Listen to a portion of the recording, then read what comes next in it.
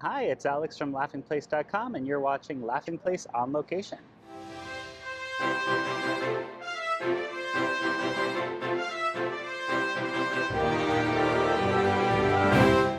We're here in Austin, Texas for South by Southwest to answer the age-old question, what is South by Southwest? South by Southwest is a festival. It covers film, TV, music, tech, all wrapped up into one, even comedy. So it's a little hard to define. You know it's South by Southwest because of the arrow pointing south by Southwest.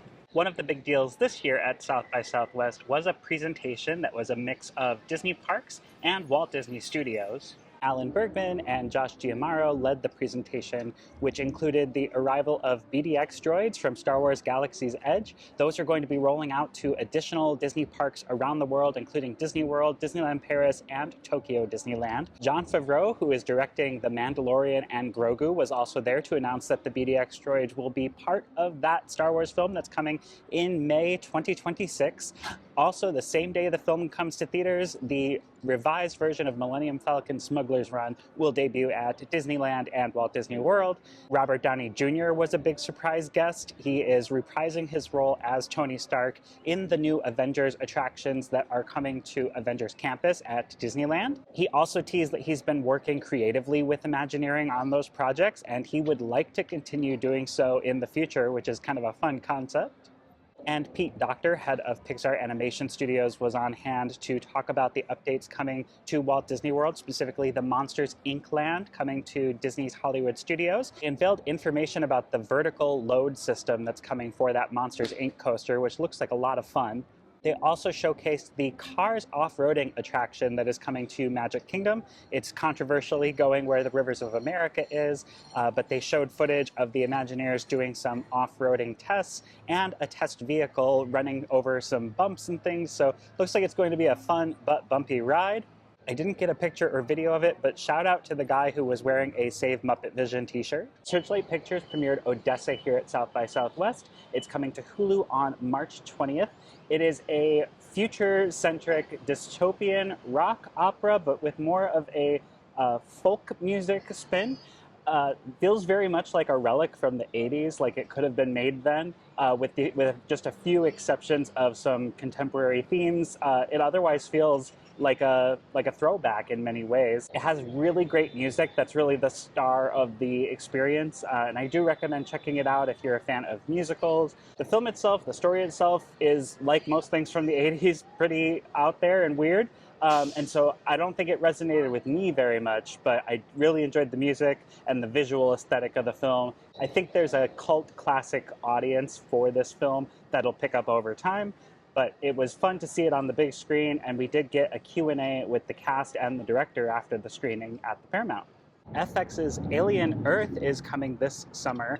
Here at South by Southwest, they did a fun activation. A spaceship had crash landed here in Austin, Texas. Something had survived. Now, I'm a bit of a wimp when it comes to anything horror-wise, and this had an age restriction of 18 and up. So I was a little nervous going into this, that this was going to be more than I could handle. And I have to say, it was less scary than the Great Movie Ride. It was a cool way to hype up the new show, and I'm excited to check it out. Hopefully I can watch it. Hulu just launched the series Deli Boys from Onyx Collective. They had a surprise pop-up, basically a mobile deli that you could go inside. They served iced coffee. You could get some Pakistani snacks, also some swag. You did a scratch-off to find out what you got. I got a hat. And an even bigger surprise, the Deli Boys themselves were on hand when I visited, so they signed a poster for me, and I got to take a photo with them. Disney acquired the Rocky Horror Picture Show with the Fox acquisition back in 2019. It's still the longest running theatrical exhibition in film history. It has never been out of print, out of circulation. It's constantly playing somewhere in these midnight screenings with shadowcasts. So this documentary film premiered here at South by Southwest called Strange Journey, the Rocky Horror Story. And it was very enlightening. I've only ever seen Rocky Horror in an at-home setting, so it really made me want to experience it on the stage with a shadowcast where you get to participate and play along. And that film, it's from World of Wonder, which is the company behind RuPaul's Drag Race Race universe. So it doesn't have necessarily a direct Disney connection, with the exception of the fact that Disney actually owns the film, The Rocky Horror Picture Show. And I don't have any information on when or where that's coming out. I would imagine that at some point it'll be on World of Wonder's own streaming service. But before then, I would imagine that somebody would like to play it, and it would make a lot of sense for Hulu to have it for at least a temporary time frame around, say, Halloween, when viewership of the Rocky Horror Picture Show is at its peak. So I saw those two films here at South by Southwest. That covers the film festival component of what South by Southwest is.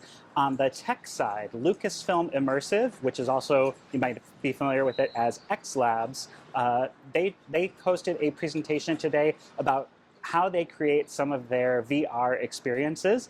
They talked a lot about Vader Immortal, which was for MetaQuest. They talked a little bit about Tales of Galaxy's Edge, which expanded Batuu beyond the theme parks that you know. And they talked quite a bit about the Apple Vision Pro Marvel What If experience, which is a lot of fun. I've tried that myself, and I recommend it if you have access to an Apple Vision Pro. The app doesn't cost anything, so it's just a matter of getting that headset on and downloading that app, and then you can experience that special version of What If that lasts about 30 minutes.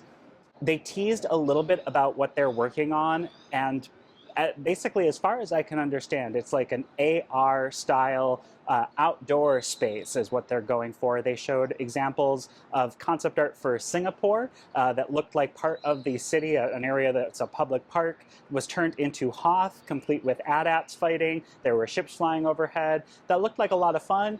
And they talked a lot about how their focus is more on wearable items and how that can, how the technology is coming along so that it becomes lighter to wear and much more accessible for people, both in terms of price point and wearability. During the Q&A, somebody asked about how that could impact Disney parks, and they seemed optimistic that only at the point where mass adoption of wearable items is such that people are wearing them out and about in public, do they think that they would see that kind of experience be integrated into Disney parks? But they did talk about how the Imagineers spend so much time and care to make these real physical world spaces designed to get us out of our phones. And they also worked on the Rocket Raccoon meet and greet at D23 this year inside the Marvel booth. So a virtual Rocket Raccoon that you could go up and interact with. That was kind of the big finale of that booth.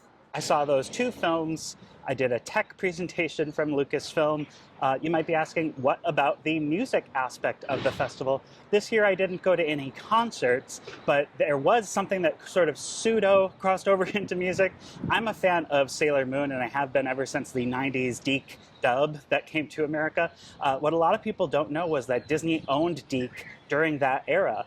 It was something that they acquired with ABC, so kind of like Rocky Horror and how they got that with the Fox purchase. When Disney purchased ABC in 1996, that came with Deke Entertainment.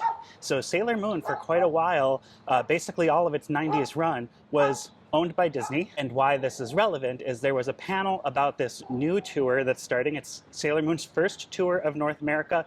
It's a show called Pretty Guardian Sailor Moon The Super Live. It's a mix of a musical adaptation of the first season of the anime, or the first story arc of the manga. So that's the first half of the show. The second half of the show is a concert where they are performing some of the classic songs. It's all done in Japanese, but with LED screens as the sets. There's a lot of subtitles available, so they've made it very accessible for international audiences, and that is kicking off this week. It's actually going to be here in Austin at the end of South by Southwest, so it was kind of a prelude to that. Now, the actress who's playing Sailor Moon was on hand in costume, and she was prompted at a certain point to sing us a little bit of Moonlight Densetsu, which is the Sailor Moon theme song. And so here is that. That's my music festival access this year at South by Southwest. 月の光に導かれ何度も巡り合う There is a convention center for South by Southwest. It does have a show floor. It's pretty small scale for a convention of this size, but that's partially because this festival is spread throughout Austin. There are shuttles that'll take you to the various districts, so it really is widespread. It's not all centrally located, which is part of what makes it fun. Also, with the weather in Austin being so nice, you kind of want to be outdoors more often than not, and so a lot of the event activations are spread out and outside. That's a wrap for this episode of Laughing Place on Location. Join us next week when we'll be coming to you from Walt Disney World from the Epcot International Flower and Garden Festival. Thanks so much for watching. Have a great day. Take care. Bye.